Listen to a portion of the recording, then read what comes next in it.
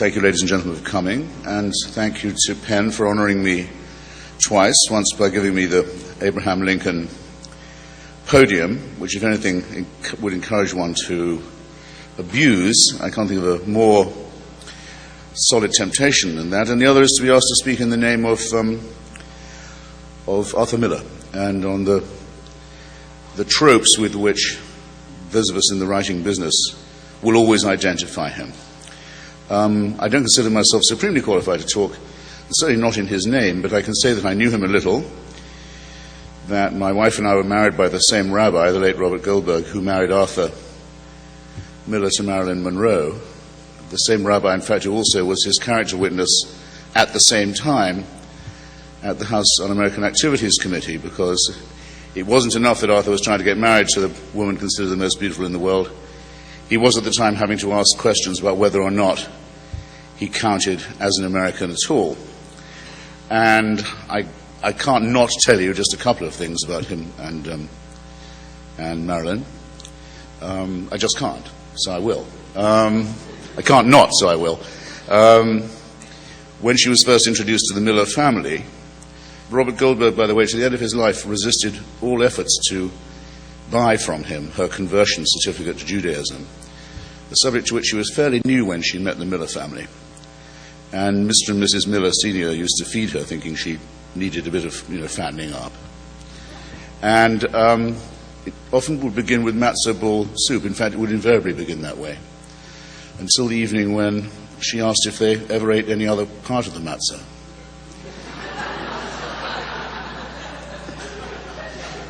Contrary to the slightly hoydenish reputation that Ms. Monroe has had ever since, has clung to her ever since, she was actually rather demure and rather modest, shy girl. And the bathroom in the Miller house was a bit too near the living room. So out of shyness, I suppose you could say, pudeur, as the French would put it, she used to, when she retired there, turn on all the taps very loudly, just out of discretion, you want to not depress the in-laws. And after she'd gone, and Arthur turned to his mother and said, well, what did you think? His mother's opinion was very important to him.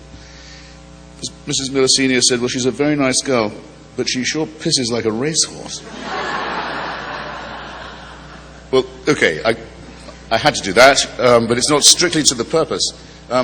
Somebody told me this evening that it was possible that attendance was down at today's events because of an attempted atrocity in Times Square last night. And if that was true, I would both be depressed and I would take it as an opportunity to underline what I wanted to talk about in the case of Mr. Miller and in the topic I picked, which was Crucible's present and past, which is to say the contagion of fear.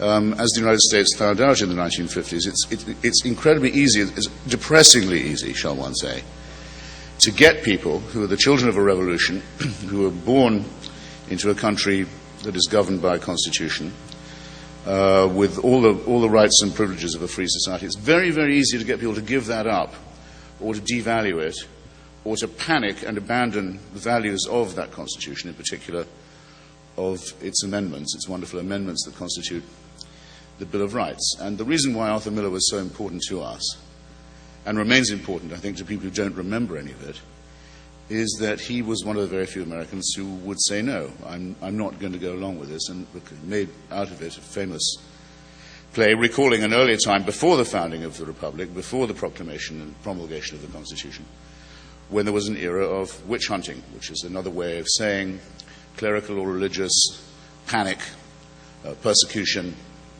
tyranny, and hysteria, and to see under what conditions we who look down on the poor old primitive uneducated settlers of the Bay Colony, on what conditions we're entitled to do that. What gives us the right to condescend to people if we aren't sure in our own minds that we would be able, in the same conditions, to resist. I think it's a fair bet that anyone who takes the trouble to buy a ticket to a Penn event has played this game in their head at some point in their life. How would I shape up? What would I do when the neighbors were being shipped onto the trains? Or maybe when, because that so often comes when it's too late, you think maybe I should have done something before they started putting them on the trains. When should I have started? Would it have been with the censorship?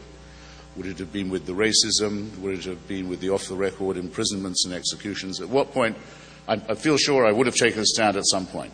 I would have been brave. We all have had to do this, and we've all had to look at societies contemporary to ours and in the past and asked, well, okay, what when the Fugitive Slave Act is still on the books and has been extended to the states of the North as well? What about it when the slave catchers cross over into Pennsylvania and come as far as New York, and there's a bounty out, and there's a lot of pressure to obey the law? Of course I'm going to shelter this wanted guy in my house, aren't I? Everyone thinks that they would.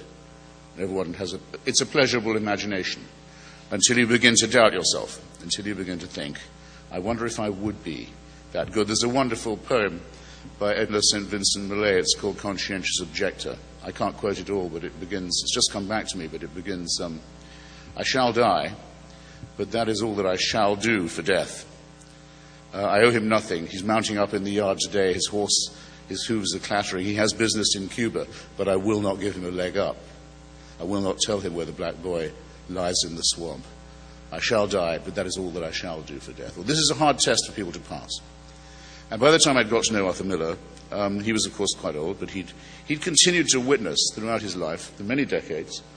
I remember when I was at The Nation magazine publishing an extraordinary article, or helping to publish, a very humorous account he gave of going to a dinner at the American Embassy in Turkey at the head of a Penn delegation, which included himself and Harold Pinter, and how Harold Pinter had given the American ambassador to Turkey an absolutely ruinous time throughout the dinner, all night, because of Turkey's treatment of its Kurdish minority. And I had my differences with Harold Pinter, and in fact I'd had my differences with that same American ambassador, and I could almost feel sorry for Ambassador Strauss-Hoope at having to face Miller and Pinter for an evening, knowing that American policy was complicit in a near-genocidal policy in southeastern Anatolia. And you could have let that go. You could have said, we're here on a delegation of writers, it's nice of the ambassador to have a dinner, we can sit this one out. No, you can't.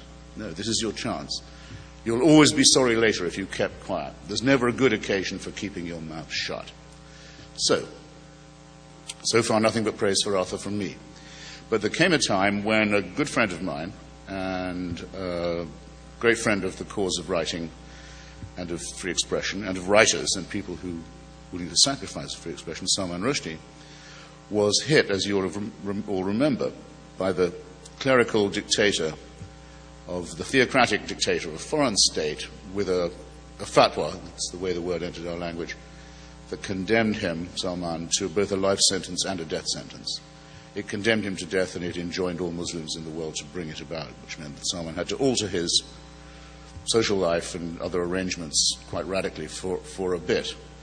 And, well, I remember thinking on that day, which was the 14th of February 1989, well, for me, for my lot, for us, this is the case.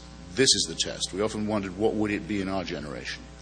Most free speech cases, you'll find if you look into them, from the trial of Socrates onwards, have been to do with blasphemy. Socrates, Galileo, Spinoza, you can fill in blanks for yourself. Almost always that someone is accused to have gone too far this time and to have outraged the sensibilities of the community as well as the laws and codes of the state and the city and profaned the gods, which you really can't have, because then where would we be? How would we know how to behave if it wasn't for a celestial dictatorship? We wouldn't know right from wrong without that. So it's a really subversive thing to be doing. I thought, well, that's pretty easy. But we should do better perhaps than just get the usual suspects to sign the usual free speech petition. Maybe we should all say, since the fatwa explicitly applies to all those responsible for publication of the book, a missing codicil is often not mentioned, we should all sign a petition saying we consider ourselves co-responsible, on the model of Spartacus or the Danish volunteers in the Nazi occupation who said, if the Jews are made to wear a yellow star, we'll wear one too, and they can't get us all. So I thought it was a good idea, just to up the ante a bit. And then Susan Sontag, to whom I also would like to dedicate any value to you that these remarks may possess, and to her memory, who was that year's president of Penn, fortunately, it came the horrible news that a lot of people were strangely reluctant to sign. That the fear factor, the feeling that the Ayatollah Khomeini's arm could reach that far, that death squads were